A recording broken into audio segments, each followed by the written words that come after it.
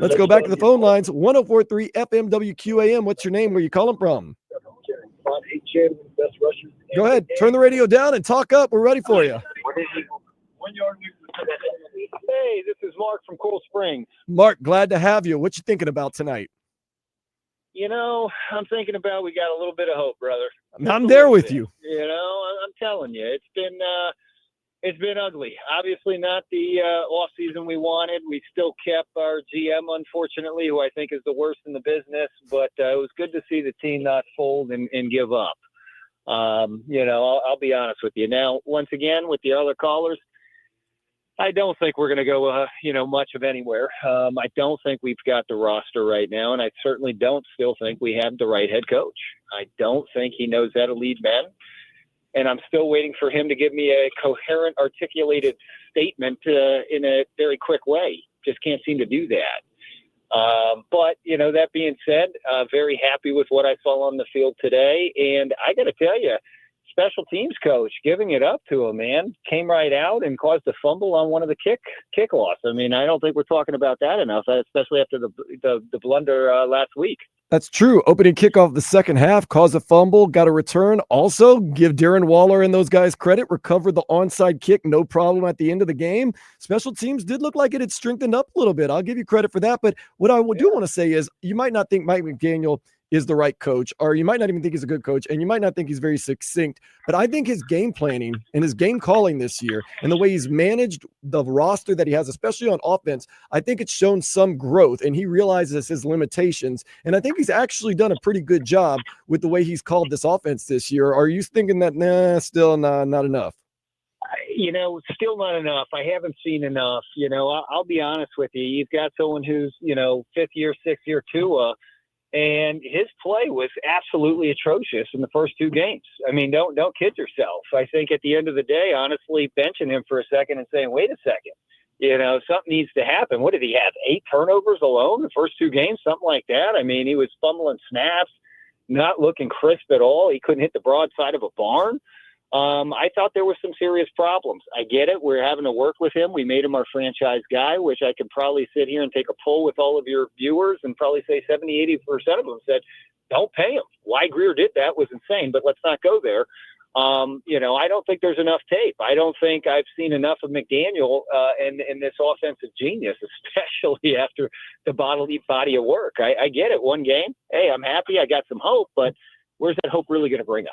Yeah, right? there is the argument for that. Where are we going, right? I mean, another first-round playoff loss? I mean, unless we're, everyone in agreement, we're not beating Buffalo. We're not going to catch them. Let's not forget the game, prior to this, which was New England. I mean, shoot, I'm a season ticket holder. I was right at it. So I get it. Hey, you know what? I'll give him credit. Good game here. Waller balled out unbelievably. Yeah. I mean, he was just something else. I'm saying to myself, man, why wasn't that guy in uniform 3 games ago? I'll be like this. I know it's one game, but he's kind of making you forget about Jonnu Smith a little bit. He's bigger. He's more athletic looking, and he was balling tonight. Absolutely. Hey, I'll tell you right now, man, that guy 6'6", he's a beast. But that really does open up Mike McDaniel's offense, right? Let's not forget where he came from. San Francisco 49ers, right? Play action pass predicated on the run. I absolutely love what I saw today. Those 2 or 3 naked bootlegs that absolutely connected. Then on top of it, in the fourth quarter, used the same play, ran it off with A-Chain, and he busted out 12 or 15. That's good play calling. The play calling did look pretty creative when they ran the Julian Hill one way, and then they had the whole offense running another way. Then they threw to Julian Hill, and he didn't have moose hands, and he actually caught the ball and rumbled for a little bit. That was creative. That's Mike McDaniel of old. So maybe this old dog has a few new tricks up his sleeve. I'm hoping. But, hey, please tell me next time that it's 4th and 1, why we can't sit there and run the fullback a power I and go up the middle. He just kills me every time when we get too cute on a 4th and 1, 3rd and 1 situation. I'll be honest. I don't know if this team has it in them, to be honest with you. Yeah. The past 2 years have shown us. I know. But then, we're on a wildcat or something. Get some kind of a play where we can get some type of some type of a fortuitous situation in those. I mean, I get it. We got to work with the players that we have. The offensive line, I mean, for goodness sakes, I mean, we could talk for years about all the bad picks. I mean, that's another problem I think we have as the Dolphins. We don't talk about that enough, and it's coaching continuity, not within the head coaching, but just in the last 10 years. How many offensive line coaches have we had? I mean, just how many 8? coaches? It has been a turnstile of coaches with the Miami Dolphins. But that's my problem. I know. How do you build a program? How do you build continuity? How can you develop any of these guys when you have somebody telling you something different every single year? Yeah, I understand. I do think the continuity is definitely one of those things. But maybe, we've got our Anthony Weaver for a second year, Mike McDaniel 4 years. Maybe there could be some continuity. We're going to go to the phone lines one more time, 305-567-0560 before we go to break. 104.3 FM WQAM. Hello, what's your name? Where are you calling from? Hey, Dan, this is Jonathan from Coral Springs. How you doing, brother? Man, I'm feeling pretty good right now, Jonathan. Yeah, man, I miss Vlad on the radio with you, bro. This is weird. I feel like I'm cheating on him. Or something. No. He's coming on later. He's in the locker room right now, getting interviews, and he's going to give us the vibe of the game and the locker room and everything. He's our on-site reporter, so not cheating, man. You're just waiting.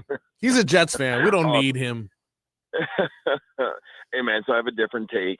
Please. All right. So I hear everybody calling that's a Dolphin fan and saying, "Oh yeah, we're not going to do anything this year. We're not going to beat Buffalo." How about this? How about you got the number 2 team in the country playing in the same stadium, right, as the Dolphins? How about everybody get behind the Hurricanes, and then if you want to see a pro winner, we just go to the Panther game, right? So, we got empty seats for the Canes games. Got a big game Saturday. I know it's a Dolphin game. I get it. I'm just saying, everybody's calling you and telling you, "Oh, we're not going to do diddly squat this year." How about everybody sell them tickets, buy some tickets. Let's enjoy the ride for the Canes. Go Canes, baby. We'll talk to you soon, man. Sorry Thanks, Jonathan. guys, buddy. Thanks, Jonathan. Jonathan wants you to diversify your sports fandom portfolio. So, hey, look, that's why it's Game Day Uncensored. You can say what you want, believe what you want. You just tell us what you want. 305-567-0560. Later on, I'm going to hear a little bit from Mike McDaniel. I want to hear from Darren Waller. I loved him as a Raider. I thought that he could come in here and inject some energy into this team. I didn't know he was going to do what he did tonight. I'll be honest with you. I joked about it a couple of times, and I said, Darren Waller, you'll see he'll go back to his old ways. He'll be a Pro Bowler again, all pro. Probably didn't believe myself that much, but tonight he looked like a difference maker, and maybe, just maybe, somebody we're definitely going to need to step up productivity-wise, play-wise, now that Tyreek Hill most likely will be out for an extended period of time with what is most likely a dislocated knee.